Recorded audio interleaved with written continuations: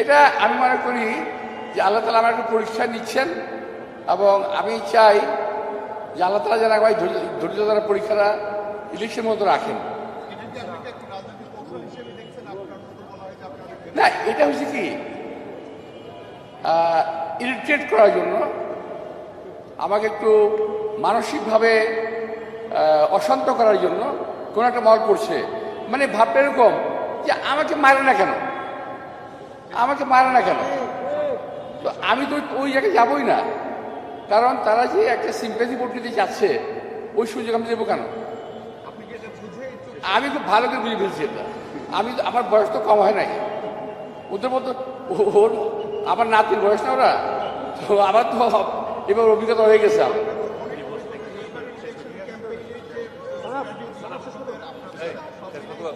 না না, এদের এবারে নির্বাচনে ওদের কোনো স্ট্র্যাটেজি নাই।